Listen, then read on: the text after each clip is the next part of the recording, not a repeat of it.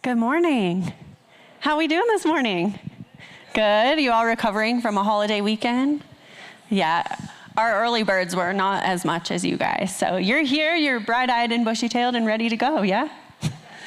Well, my name is Brooke, and I have the huge privilege of being the Connections Coordinator and the Beloved Director here at Grace Place. So if I haven't met you, I would love to meet you after service. I'll be out on the plaza. Come say hi. I would love that.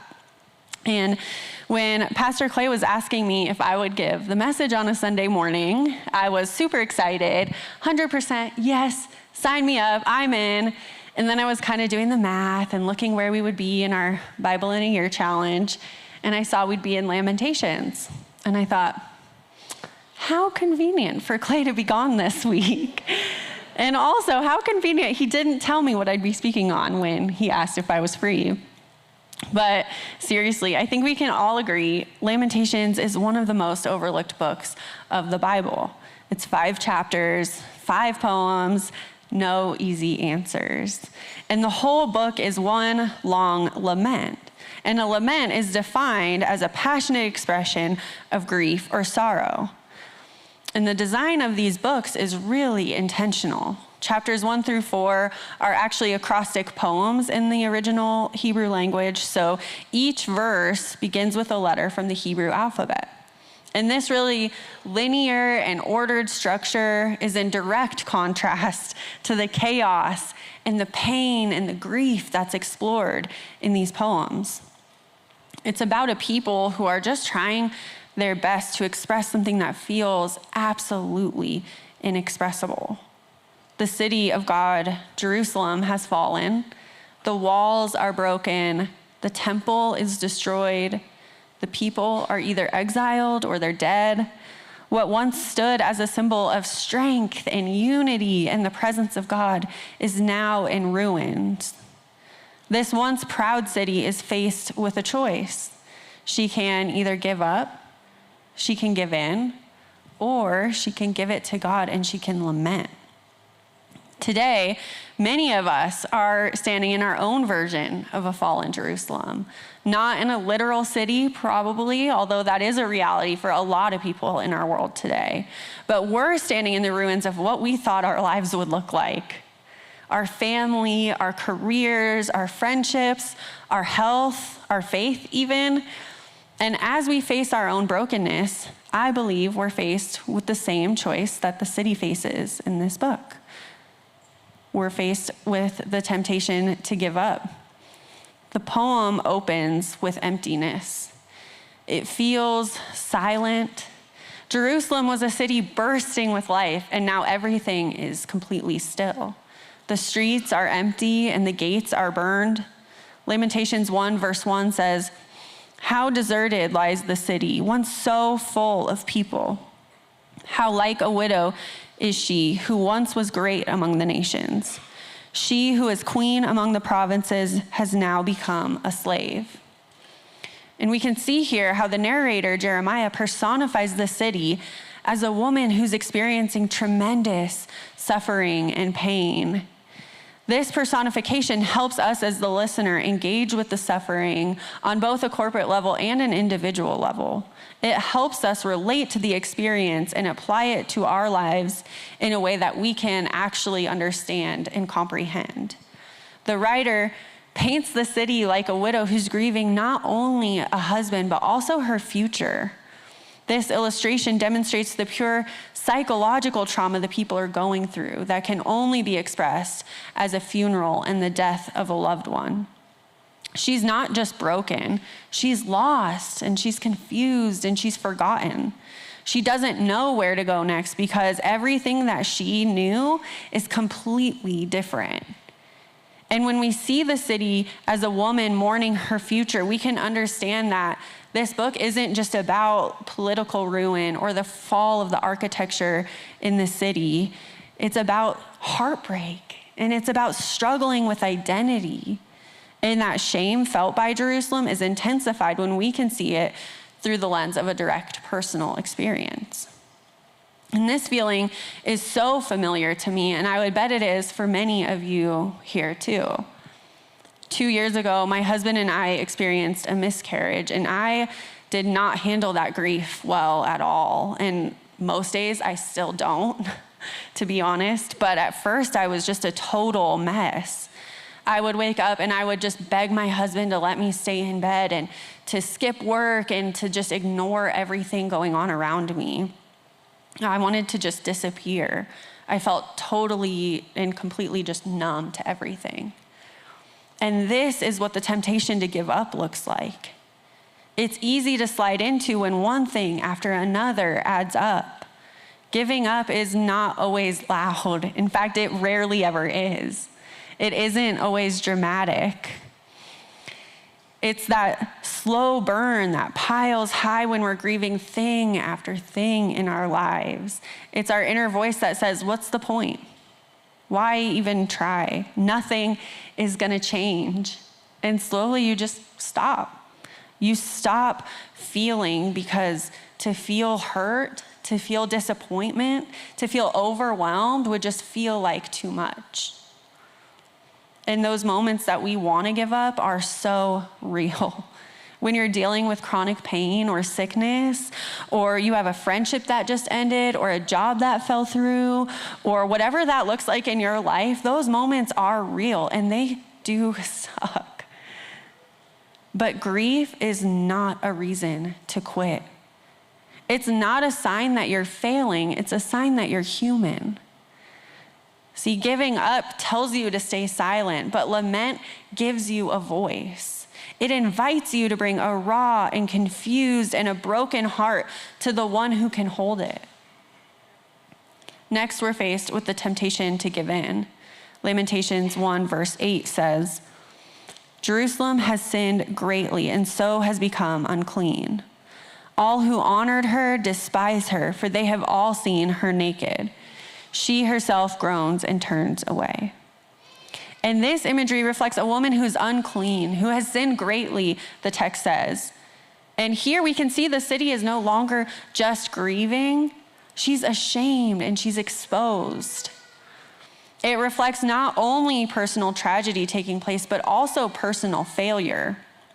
This, to me, represents the temptation to give in, to believe the lie that your failure defines you. It says, this is who you are now.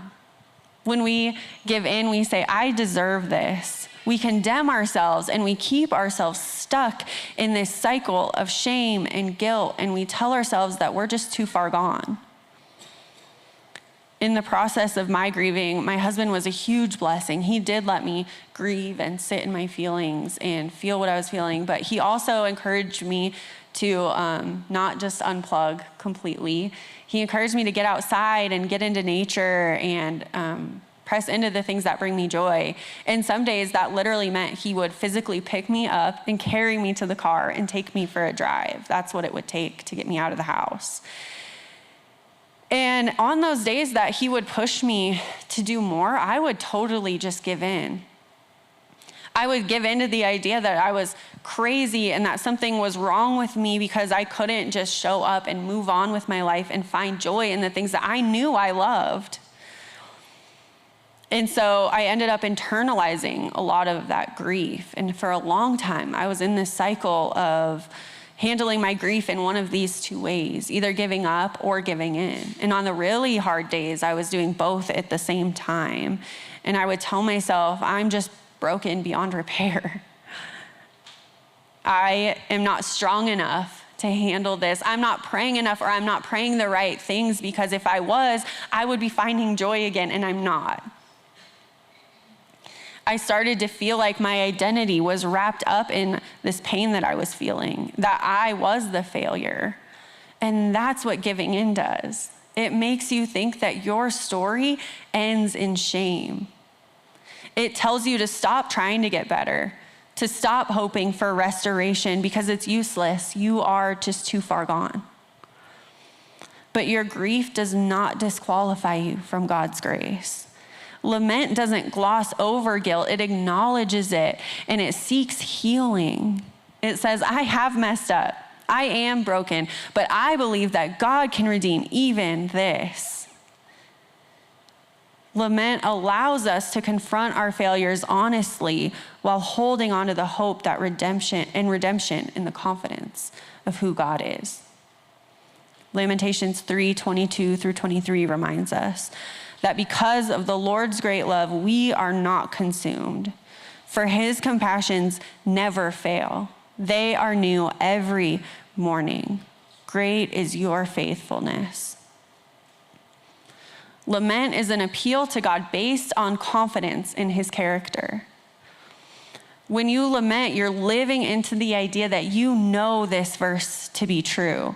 When you can sit with God and you can say, this is really, really hard, and I hate it, and I don't understand it.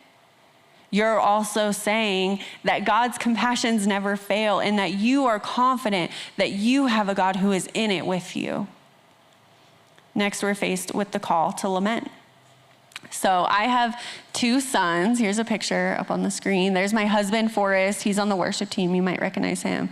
And then I have a 4-year-old little Forrest. And our little rainbow baby is going to be 1 next week. His name is Archer. And so naturally, at our house, we watch a lot of kids' movies. And it's 100% because the kids ask us, and not because my husband and I love watching kids' movies, okay? But we love watching the Inside Out movies because they do an amazing job of explaining emotions and navigating a whole range of experiences. And if you haven't seen the movies, they're about an 11-year-old girl named Riley, and her emotions play the main characters. So we see Joy, and she's this like glowing yellow. She's always cheering people up. She is just the life of the party. And then there's Sadness, and Sadness is blue, and she's sad. She's kind of a downer. And there's other feelings in there too. There's anger and fear and disgust. And all of these emotions are the characters in the movie. So it's really, really cool to watch. But when I was writing this message, I was reminded of this scene where the character Sadness comes alongside one of the other characters, Bing Bong, who is Riley's imaginary friend from childhood. Watch this. Oh, the stuffed animal Hall of Fame! My rocket! Wait, Randy and I were still using that rocket. It still has some song power left. Who's your friend who likes to play?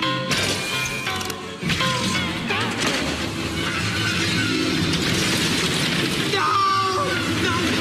you can't take my rocket to the dock. Riley and I are going to the moon.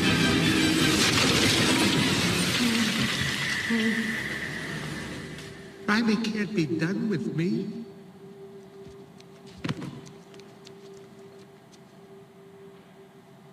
Hey, it's gonna be okay. We can fix this. We just need to get back to headquarters. Which way to the train station? I had a whole trip planned for us. Hey, who's ticklish, huh? Here comes the tickle monster. Hey, Bing Bong, look at this. Oh, here's a fun game. You point to the train station and we all go there. Won't that be fun? Come on, let's go to the train station. I'm sorry they took your rocket. They took something that you loved. It's gone. Forever. Sadness. Don't make him feel worse. Sorry. It's all I had left of Riley. I bet you and Riley had great adventures. Oh, they were wonderful. Once we flew back in time. We had breakfast twice that day. Sadness. It sounds amazing. I bet Riley liked it. Oh, she did. We were best friends. Yeah, it's sad.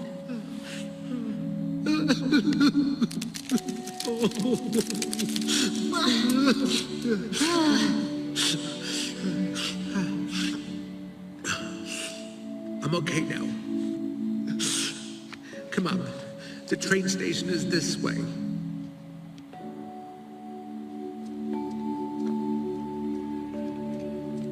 How did you do that? I don't know. It was sad, so I listened to what... Hey! There's the train!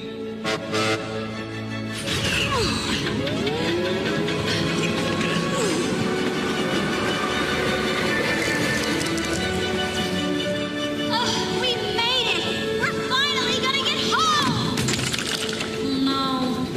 thoughts and opinions look so similar. Don't worry about it. Happens all the time. This is such a great model of what it looks like to lament. In this scene, we see Joy trying to move Bing Bong along and cheer him up and take him with her, and he can't get on board. He's grieving, and no matter what Joy does to move him forward, he won't budge. It's only when Sadness comes and sits with him and spends time with him and asks him questions that he's able to get up and make forward progress. Sometimes people want to put on this brave face and be okay and move on and forget the past, but grief is not like that. It doesn't work that way. Unless we acknowledge it and we sit with it, we're going to be stuck in it and we're going to be confused by it. And I think it's worth jumping to the end of the book in chapter 5. The last lines of the book are this: "Why do you continue to forget us? Why have you abandoned us for so long? Restore us, O Lord, and bring us back to you again. Give us back the joys we once had. Or have you utterly rejected us? Are you angry with us still?" The book doesn't end with a nice, neat conclusion. They don't just get it all out there and sit in their sadness and move on and everything's okay at the end. No, up into the very last lines of the book, they're wrestling with God and they're asking these hard and these painful questions that come with grief. You won't have all the answers at the end of it, and you might not even feel that much better, but naming it and giving it to God is a step in the right direction. And sometimes I think lament gets a bad rap. Lament is not just whining. It is worship in the wilderness. It's what faithful people do when nothing else makes sense. People like Job and David and Jeremiah reveal to us that prayers of complaint can still be prayers of faith. They represent that last refusal to let go of a God who may seem absent or worse, uncaring. But the practice of lament is also communal. Romans 12:15 tells us to rejoice with those who rejoice and mourn with those who mourn. The book of Lamentations doesn't just record individual grief. It bears witness to a collective suffering and a public injustice. The devastation of Jerusalem was not just a random tragedy. They were warned all through the book of Jeremiah that this would happen if they kept making these choices, right? It was a collapse brought on by years of systemic failure, of corrupt leadership, and the exploitation of the vulnerable, and the idolatry of power, and the complete neglect of justice. In his book, Prophetic Lament, theologian Soon-Chun Ra reminds us that lament recognizes the struggle of life and cries out for justice against existing injustices. When we skip over lament, or when our churches silence the voices of the suffering, we risk covering up the very real pain of communities who are still walking through ruin. But Scripture invites us into a different rhythm. True lament is not weakness, it's resistance. If we're called to be the voice for the voiceless, we must learn to speak that language. We have to learn how to sit in our brokenness, not to just fix it right away, but to bear witness to it, to hear the voices of the people in our community, to mourn with them, and to seek justice for them on their behalf.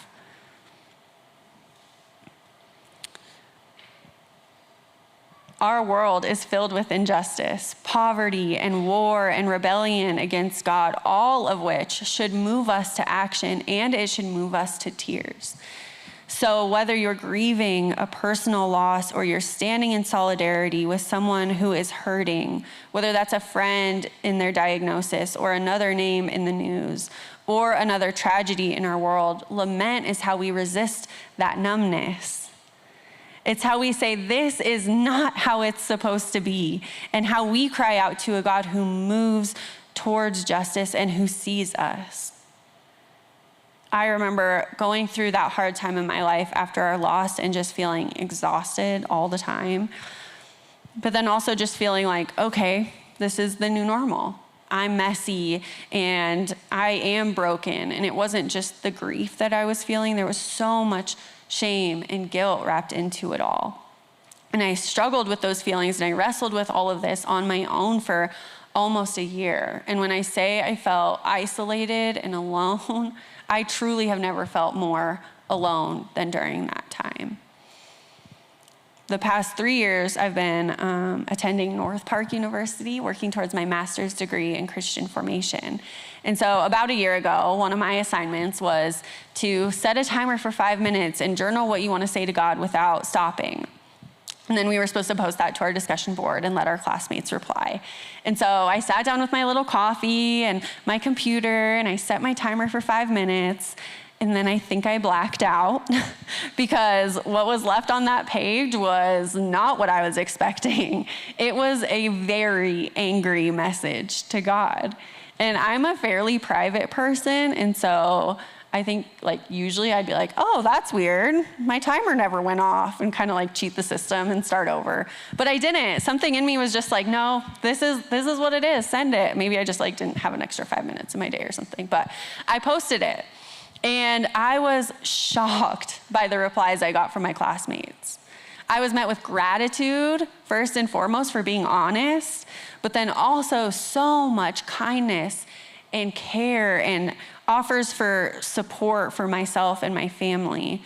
And it was in that messy and unfiltered place that I really felt like I heard God say to me, okay, girl, you got it all out there.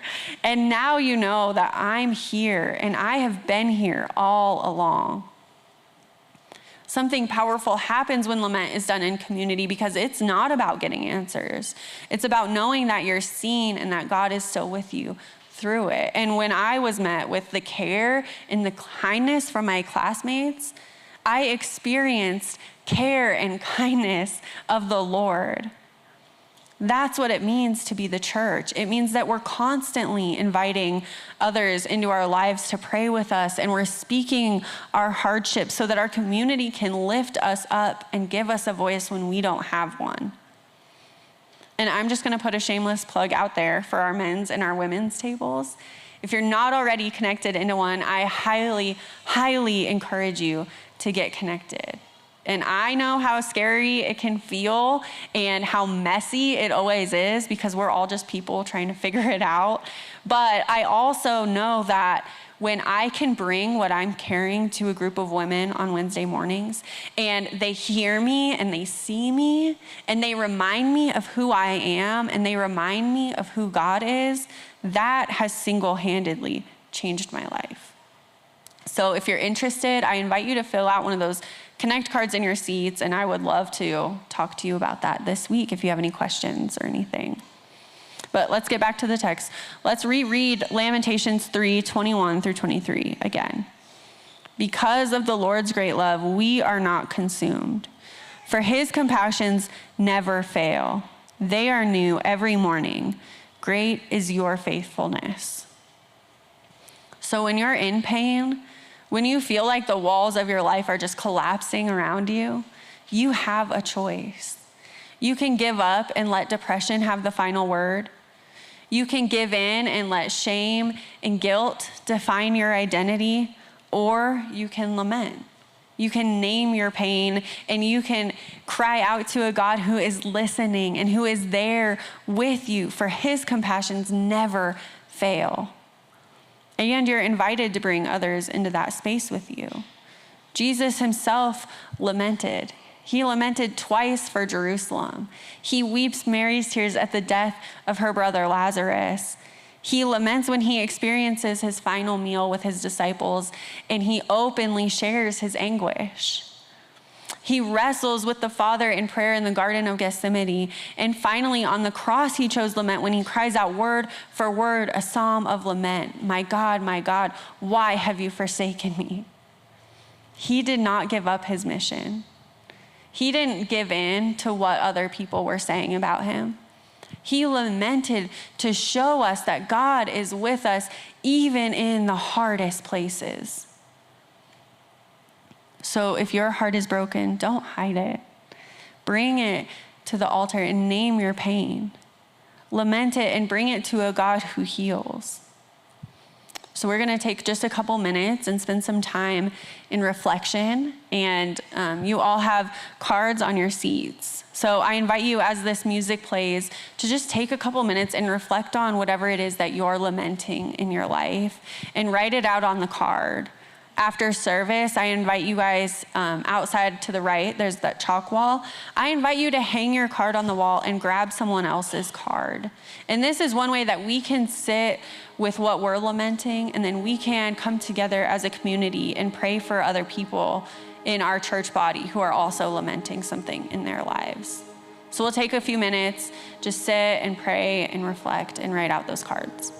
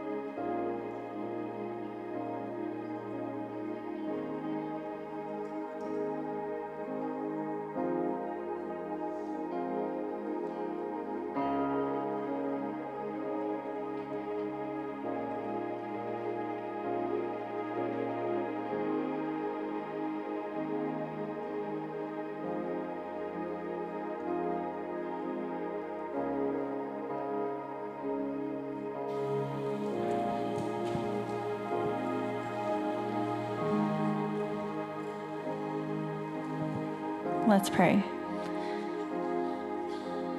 God, you know us. You see us in all that we carry, the loss, the shame, the sitting in the silence of overwhelm, and yet you do not turn away. You draw near. I confess that I am tempted to give up. I am tempted to give in, but Lord, in those moments, guide me to choose lament instead. Teach me how to cry out with an honest heart.